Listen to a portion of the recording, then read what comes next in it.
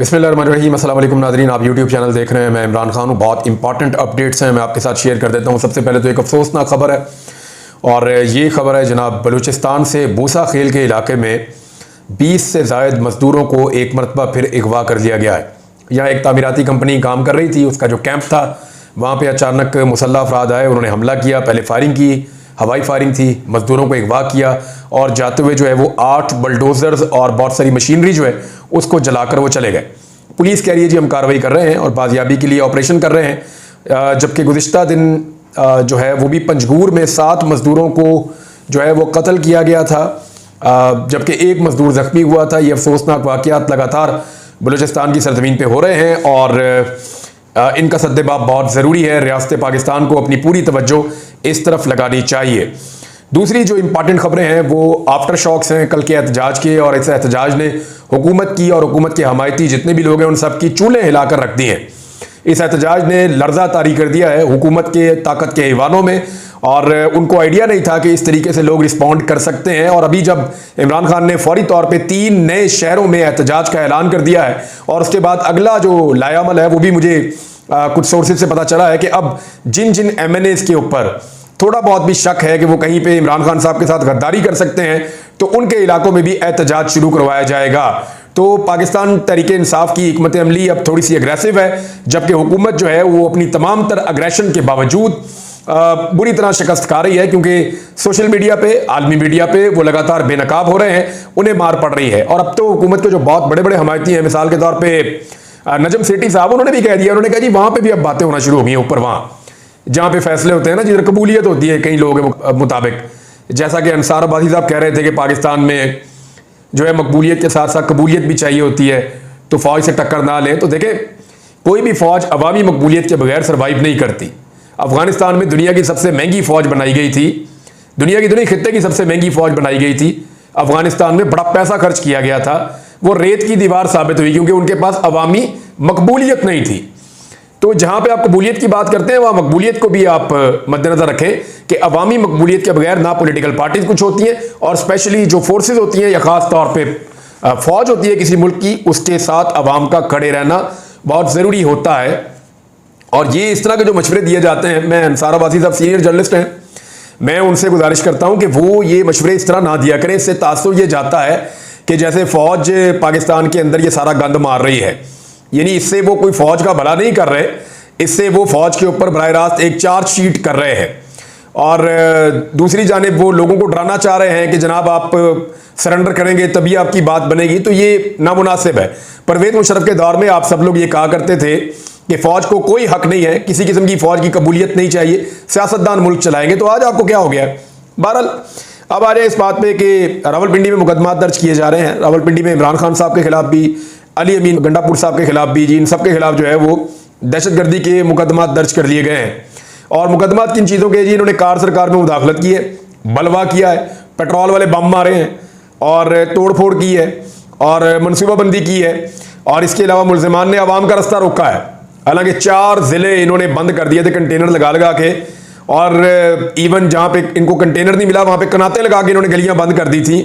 तो वहाँ पे भी अब ये कह रहे हैं कि जनाब मुलजिमान ने अवाम का रास्ता रोका है और टायर और कपड़े जलाए हैं। पेट्रोल बम भी पुलिस ने जनाब बरामद कर लिए हैं, वो प्लास्टिक की बोतलों वाले होंगे। नॉर्मली पुलिस जो है, पंजाब पुलिस का इसमें बड़ा तजुर्बा है कि प्लास्टिक की बोतल के अंदर ये बम बना के चला भी लेते हैं और इन पर चल भी जाते हैं। बहरहाल इमरान खान साहब तो जेल में मौजूद हैं, उन्होंने तो एहतजाज की कॉल दी थी, और उनके कॉल देने के बाद दफ़ा 144 लगी थी। तो इमरान खान साहब की तो कॉल थी, उनके ऊपर तो आप मुकदमा दर्ज नहीं कर सकते। मुकदमा दर्ज जो होना चाहिए वो तो उन लोगों के खिलाफ होना चाहिए जिनकी निशानदेही कल पाकिस्तान तहरीक इंसाफ के कारकुनान कर रहे थे कि ये नकाबपोश आग लगा रहे हैं, ये देखिए ये नकाबपोश पुलिस वालों पे जो है वो गुलेल चला रहे हैं, देखिए नकाबपोश क्या कर रहे हैं। तो वहां पे तो कोई पुलिस ने ना कार्रवाई की, ना किसी बंदे को पकड़ा। अब रावलपिंडी में जो गिरफ्तारियां अभी तक ऑफिशियली रिकॉर्ड पे लाई गई हैं उनकी तादाद 103 है, यानी सैकड़ों कारकुनों को गिरफ्तार किया गया था, बहुत सारों को छोड़ दिया पुलिस ने, लेकिन 103 ऐसे कारकुनान हैं जिनकी गिरफ्तारी सिर्फ रावलपिंडी में जाहिर कर दी गई है, और 12 खवातीन जो हैं उनको भी गिरफ्तार किया गया है। कैदियों की वैन जब अदालत में आई कचहरी में, तो वहां पे फिर रोला पड़ गया।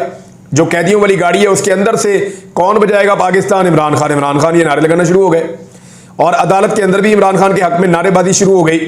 अब अदालत के अहाते में कैदियों वाली वैन में ठुस के लाए गए कैदी अगर ये नारे लगा रहे हैं तो इसका मतलब है पाकिस्तान बहुत हद तक बदल चुका है, लोगों का खौफ टूट चुका है। समाविया ताहिर साहिबा जो हैं वो एमएनए की उम्मीदवार थी, उनके साथ ज्यादा सलूक किया गया। कल को मरियम नवाज या उनके जो टिकटॉकर्स का पूरा एक ग्रुप है वो कभी औरत कार्ड को इस्तेमाल नहीं कर सकेंगे। कल तक अली अमीन गंडापुर के बैंड बाजे वाले बयान के ऊपर मातम करने वाले, उन्हें यह मंजर नजर नहीं आया कि एक मेंबर कौमी असम्बली, और मरियम नवाज तो हारी हुई है, जो समाविया ताहिर है वो जीती हुई है, और एक जीती हुई रुकन असम्बली का बाजू पकड़ के कैसे घसीट के पुलिस वाले लेकर जा रहे हैं, उनका दुपट्टा फाड़ा गया। उन्होंने बताया कि खालिद नाम का कोई पुलिस वाला है, उसने मुझे घसीटा है, मेरे साथ बदतमीजी की है, जबकि कुछ नकाबपोश लोग भी थे जिन्होंने बदतमीजी की। और समाविया ताहिर साहबा ने सारी बात बताई है। खवातीन का एक दिन का रिमांड दे दिया गया है, हो सकता है कि कल उनको जमानत मिल जाए, जुडिशल कर दिया जाए या जमानत मिल जाए, या हो सकता है केस से उनको डिस्चार्ज कर दिया जाए। लेकिन फिलहाल खवातीन को जो है वो पुलिस की कस्टडी में एक दिन के रिमांड के ऊपर दे दिया गया है। अब इसमें एक 80 साल से भी बड़ी उम्र है उनकी। कुछ लोग कह रहे थे 90 साल की हैं, लेकिन वो 80 साल से तो प्लस ही हैं, उनका चेहरा देखकर ही लगता है। वो एक खातून है, उनका नाम है जी बुजुर्ग खातून है, और रोशन बीबी उनका नाम है। उनको भी गिरफ्तार करके उनके ऊपर दहशतगर्दी का मुकदमा दर्ज कर दिया। ये खातून पेशावर से आई थी एक मज़ार पे हाजिरी देने के लिए, और इन्हें पता चला कि इमरान खान ने कॉल दी हुई है एहतजाज की, तो ये वहां से अपना रास्ता बदल के एहतजाज में चली गई लियाकत बाग। वहां इन्होंने एहतजाज किया। बहुत ही बुजुर्ग खातून है, सही तरह चलती भी नहीं है। उनको भी पुलिस ने उठाया, गिरफ्तार किया और लाकर मुकदमे में नामजद कर दिया, और उन पर भी पर्चा डाल दिया है। अभी तक उनके घर वालों का कोई पता नहीं, जो वकला बता रहे थे। और उनके पर्स के अंदर 10-10 के नोट हैं, पैसे थोड़े बहुत हैं उनके पास किराए विराए के। और ये खातून जो है ये विक्ट्री का निशान बना रही थी। तो मरियम नवाज का एक नया रिकॉर्ड है, एक नया वर्ल्ड रिकॉर्ड उन्होंने कायम किया कि पाकिस्तान की तारीख में 80 से 90 साल के बीच की जो एक खातून है, उनके ऊपर दहशतगर्दी का मुकदमा ना सिर्फ दर्ज किया बल्कि उनको गिरफ्तार किया। लेकिन गिरफ्तार होने के बावजूद वो खातून भी विक्ट्री का साइन बना रही थी। तो आप लोग शिकस्त खा चुके हैं। ये जो माँ है ना, ये जीत गई है और बहुत बुजुर्ग है। और ये मनाजिर जब लोग देखते हैं ना, तो पूरी दुनिया में पाकिस्तान गंदा होता है, पाकिस्तान का इमेज खराब होता है। और जब ये मनाजिर लोग देखते हैं तो उनके अंदर नफरत जन्म लेती है, और उन्हें फिर इसके अंदर नजर आती हैं अपनी नानियां, दादियां, अपने घर की खवातीन के, यार ये क्या जुल्म हो रहा है इस मुल्क के अंदर, ये क्या जबर है। अब कोई यानी आप इसको क्या जवाब दे सकते हैं?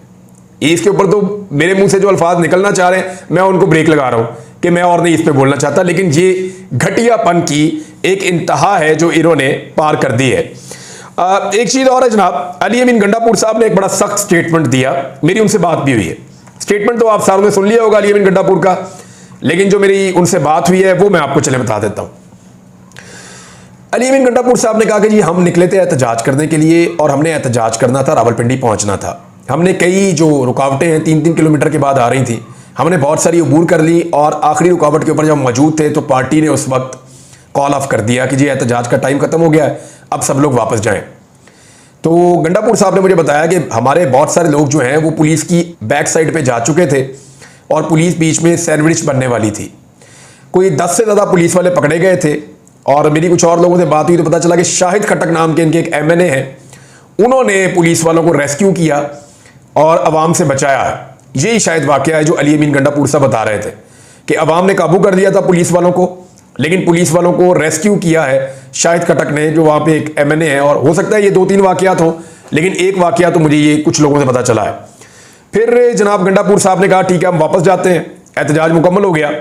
और जब उन्होंने वापस जाने का फैसला किया तो फिर कारकुन उनके रास्ते में आ गया। वहाँ उन्होंने एक तकरीर की और फिर वो वापस गए, और उन्होंने बताया जी कि उनके ऊपर स्ट्रेट फायरिंग हुई है, जो उनके 3 लोगों को गोलियां लगी हैं। बैरिस्टर सैफ जो है पाकिस्तान तहरीक इंसाफ की खैबर पख्तूनख्वा की जो हुकूमत है उसके तर्जुमान है, उन्होंने भी इस बात को कंफर्म किया कि लोगों को पुलिस ने स्ट्रेट गोलियां मारी हैं। और शुक्र है कोई जानी नुकसान नहीं हुआ, लेकिन लोगों का इलाज करवाया जा रहा है। अब ये इतनी खौफनाक और खतरनाक सूरत हाल है कि स्ट्रेट फायरिंग हो रही थी वहां पे। तो अली अमीन गंडापुर साहब ने कहा जी आइंदा एक गोली को चलाएगा तो हम 10 चलाएंगे। मुझे उन्होंने कहा कि जनाब हमें इस्लामाबाद से या पंजाब से जब लोग मिलने आते हैं, ऑफिशियल आए या वैसे आए, तो हम उन्हें उनका इस्तकबाल करते हैं। बेशुमार लोग बार बार आते हैं, हम हमेशा इस्तकबाल करते हैं। ये यहाँ पे कोई पॉलिटिकल एक्टिविटी करना चाहते हैं तो हम उनको प्रोटोकॉल देते हैं, उनको सिक्योरिटी फराहम करते हैं, उनको फैसिलिटेट करते हैं। इवन जिन लोगों की शक्लों से हमें नफरत है, हमें बुरा लगता है कि वो लोग जब आते हैं, लेकिन हम for the sake of this country हम ना सिर्फ उन्हें गले लगाते हैं बल्कि उनका एहतराम भी करते हैं। लेकिन जब हम जाते हैं पंजाब की जानिब या इस्लामाबाद की जानिब तो ये हमें पत्थर मारते हैं, हमें आंसू गैस मारते हैं, हम पे गोलियां चलाते हैं। तो ये बड़ी ज्यादती है, ये अब बर्दाश्त नहीं करेंगे। तो मैंने उनसे पूछा, मैंने कहा जी आपको पंजाब से गिला? उन्होंने कहा जी बिल्कुल नहीं, पंजाब में तो हम इलेक्शन जीतते हैं। गंडापुर साहब ने कहा कि पंजाब तो मेरा है, पंजाब में तो मेरा वजीर आला है, पंजाब में तो इलेक्शन मैं जीतता हूं, ये तो वहां से इलेक्शन हारे हैं, तो मुसल्लत किए हुए हैं। तो जब मैं बात कर रहा हूं पंजाब में इस्लामाबाद में दाखिल होने की, तो मैं उस टोले की बात कर रहा हूं जिसने वहां पे इक्तदार पे जाली तरीके से आगे फार्म 47 पे कब्जा किया हुआ है। तो ये फार्म 47 वाले भी जब आते हैं हमारे पास तो हम एहतराम करते हैं मेहमान नवाजी में, हम इनके ऊपर हमला नहीं करते, अटैक नहीं करते, क्योंकि हम यकजहती चाहते हैं। लेकिन हमारा जो हक है जब हम वो लेने जाते हैं तो ये हमें मारते हैं, हमारे प्यार का जो है वो फायदा उठाते हैं। और जब हम प्यार से इनको जवाब देते हैं तो ये हमें पत्थर से जवाब देते हैं, हमें तशद्दुद से जवाब देते हैं, गिरफ्तारियों से और मुकदमात से जवाब देते हैं। तो ये बर्दाश्त नहीं होगा। फिर जो अली अमीन गंडापुर साहब ने कहा जी कि अब हम बुलाएंगे जरगे, तो मेरी बात आप याद रखिएगा, ये सीरियस है, ये छोटी बात नहीं है। अगर वज़ीर आला खैबर पख्तूनख्वा ने कहा है कि तमाम जरगों को बुलाया जाए और बैठ के उसके अंदर फैसला किया जाए, तो नेक्स्ट टाइम अगर कबायली साथ आएंगे अली अमीन गंडापुर के तो फिर आप कुछ कर नहीं पाएंगे, सिचुएशन कुछ और हो जाएगी। और क्या अली अमीन गंडापुर हर दफ़ा लोगों को रोक पाएंगे, इसकी भी कोई गारंटी नहीं है। बैरिस्टर सैफ ने कहा कि हुकूमत की मनसूबाबंदी थी कोई सानिया मॉडल टाउन जैसी कोई चीज़ कर दी जाए। अच्छा, एक और खबर है, ये फजलुर रहमान साहब के हवाले से है, क्योंकि जो नई कमेटी बनी थी ना, practice and procedure committee, justice Munib Akhtar वाली, उसने जो है अपने मिनट्स जारी कर दिए हैं। और अब कल के दिन में यानी पीर वाले दिन 11:30 बजे जो है वो केस सुना जाएगा 63A वाला। ये हुकूमत के पास आखिरी उम्मीद है कि 63A के ऊपर अगर तमाम MNAs को आईनी तरमीम में वोट डालने का हक मिल जाए और वोट की गिनती हो जाए तो फिर हम दूसरी जमातों के MNAs को खरीद के अपने वोट पूरे कर लेंगे, ये उन्हें लगता है। लेकिन अब इसमें मुश्किलात पैदा हो रही हैं। क्या मुश्किलात पैदा हो रही हैं वो मैं आपको भी बता देता हूं। क्योंकि अंगूर खट्टे हैं तो फजलुर रहमान साहब ने एक स्टेटमेंट दिया, और फजलुर रहमान साहब ने ये स्टेटमेंट क्यों दिया ये मैं आपको बताता हूं। इसके पीछे दो मुहरिकात हैं। एक तो जनाब 300 से जायद जो पाकिस्तान के टॉप के वकला है, जो बड़े वकील है पाकिस्तान के, उन्होंने 317 के करीब वकील है, उन्होंने सुप्रीम कोर्ट और हाई कोर्ट के जजों को खुला खत लिख दिया है और उनसे अपील की है कि वो किसी भी नई अदालत का हिस्सा ना बने, चाहे वो आईनी अदालत है चाहे जो मर्जी है। खत में लिखा गया है कि नई अदालत की हैसियत PCO कोर्ट जैसी होगी। PCO कोर्ट में आपको याद दिलाऊं, परवेज मुशर्रफ साहब ने अपने दौर में जब सारे जज फारिग कर दिए थे तो PCO के तहत उन्होंने एक हलफ लिया था और नए जज भर्ती करके लगा दिए थे। उन्होंने कहा जी हमारा PCO है, इसके तहत जो जो जज हलफ ले लेगा तो वो जज बन जाएगा। तो बहुत सारे लोगों ने हलफ लेके PCO जज बन गए थे, लेकिन फिर वो सारे ही फारिग हो गए थे वकला तहरीक के नतीजे में, फिर वो कभी भी जज नहीं रहे। तो उन्होंने ये वार्निंग इसलिए दी और PCO का लफ्ज इसलिए इस्तेमाल किया कि जो भी जज बनेगा नई अदालत का वो वकला तहरीक के मुताबिक फारिग हो जाएगा और वकला उसको जज नहीं मानेंगे। तो जनाब उन्होंने कहा PCO जज जैसी उनकी हैसियत होगी, नई अदालत का जज बनने वाले PCO जज से मुख्तलिफ नहीं होंगे, यानी उनका अंजाम भी वैसा ही होगा, फिर वो कभी जज नहीं होंगे। डोगर कोड याद है ना आपको? अगर नहीं याद तो मैं आपको बता दूं कि जब PCO के तहत जिन जिन जजों ने हलफ लिए थे वो सारे तारीख का हिस्सा हो गए और वकला में आज भी उनको इज्जत की नजर से उस तरह से नहीं देखा जाता। खत में यह भी लिखा गया कि तरमीम के लिए रात की तारीकी में सामने आया, नंबर पूरे करने के लिए जो कुछ भी किया गया वो सारा सबके सामने है। मुंतखब नुमाइंदे ड्राफ्ट से भी ना आशना थे, उनको पता ही नहीं था, ना वाकिफ थे, उनको पता ही नहीं था कि ड्राफ्ट के अंदर क्या लिखा हुआ है। और उन्होंने कहा कि मुजव्वदा आईनी तरमीम को हमारी हमायत हासिल नहीं है, आईनी तरमीम पर मुल्क में मौसर बहस नहीं करवाई गई, सिर्फ कहा जा रहा है कि चार्टर ऑफ डेमोक्रेसी है और उसके अंदर भी कोई नहीं है इस तरह की बात। तो बहरहाल ये वकला ने अब एक बड़ा क्लियर ऐलान कर दिया कि वकला की तहरीक तकरीबन तैयार खड़ी है। तो फजलुर रहमान साहब पे एक प्रेशर तो ये है, एक प्रेशर और है फजलुर रहमान साहब पे, और वो मैं आपको बताता हूँ क्या प्रेशर है। फजलुर रहमान साहब से जब पाकिस्तान तहरीक इंसाफ के वफ्द ने आखिरी मुलाकात की तो उन्होंने कहा कि मौलाना साहब हमारी पहले तैयारी नहीं थी, हम क्योंकि बहुत सारे एहतजाजों में और चीज़ों में उलझे हुए थे तो हमें आइडिया ही नहीं था, और हमारे 8-9 बंदे गायब कर दिए गए और उनको गायब करने के बाद आपसे मांगी गई मदद, और आपने जो है वो कभी आप उनकी साथ बात सुनते थे कभी हमारी बात सुनते थे। तो उस वक्त तक हमें बड़ी अशद ज़रूरत थी कि आप हमारे साथ खड़े हों, लेकिन मौलाना साहब अब वो हालात नहीं है, हमने अपने बंदे काबू कर लिए हैं, 2-3 बंदों की बात है वो भी काबू हो जाएंगे, और हुकूमत के बंदे भी अब हुकूमत को कुछ वोट नहीं दे रहे। तो अगर आप मौलाना साहब अब वोट डालना भी चाहें तो आप हुकूमत का साथ भी दें, फिर भी हुकूमत के नंबर पूरे नहीं होंगे। ये पैगाम भी फजलुर रहमान साहब को दे दिया गया है। अब मैं आपको ये बता देता हूं कि जो 2 मेंबर मैं आपको कह रहा था कि हुकूमत के टूट गए हैं, जनाब वो 100% टूट गए हैं। 2 वोट हुकूमत के 100% कम हो गए हैं। ये मैं आपको बता रहा हूं, मैंने आपको कहा था एक 100% है और दूसरा 80% है, नहीं, दोनों वोट हुकूमत के हाथ से जा चुके हैं। और इस वक्त एक वोट और ऐसा जो पाकिस्तान तहरीक इंसाफ से रब्ता करके ये कह रहा है जी अगर आप मुझे टिकट दे देंगे ना अगली दफा इलेक्शन लड़ने के लिए तो मैं फिर वोट नहीं डालूंगा। आप मुझे टिकट देने का वादा करें, मैं आइंदा वोट नहीं डालूंगा आईनी तरमीम के हक में। मेरी सीट जाती है तो जाए, वो मैं जानूं, मेरा काम जाने, आप मुझे टिकट दे देंगे, क्योंकि मैं इसका हिस्सा नहीं बनना चाहता। ये पाकिस्तान के साथ ज्यादती कर रहे हैं। तो ये एक और भी वोट है जो टूट सकता है हुकूमत का। हुकूमत के अपने अगर 3 बंदे टूट जाते हैं तो हुकूमत पीटीआई की अगर 3-4 तोड़ देगी तो कोई फर्क नहीं पड़ेगा। मौलाना साहब अपने 8 दे भी देंगे तो फिर भी कोई फर्क नहीं पड़ेगा। अभी वो काफी नीचे चले गए हैं इन 2 बंदों के टूटने के बाद। तो फजलुर रहमान साहब ने इस मौके के ऊपर स्टेटमेंट दी और फजलुर रहमान साहब की यही स्टेटमेंट इस मौके के ऊपर बनती थी। उन्होंने कहा जी मौजूदा पार्लियामेंट जो है वो आईनी तरमीम का हक ही नहीं रखती। थोड़ा सा पहले आपको याद है फजलुर रहमान ने क्या कहा था? उन्होंने कहा था यही 45 है या 47 है, यही सिस्टम चलेगा, यही ऐवान चलेगा। लेकिन अब वो ये नहीं कह रहे। वो ये कह रहे हैं कि मौजूदा पार्लियामेंट आईनी तरमीम का हक नहीं रखती। हमने बता दिया, हमें हल्का मत लें। मौलाना साहब को 2 चीजें समझ आ गई। एक तो अवाम में मकबूलियत का बेड़ा गर्क हो जाएगा अगर वो हुकूमत के साथ आईनी तरमीम में जाकर खड़े हो गए।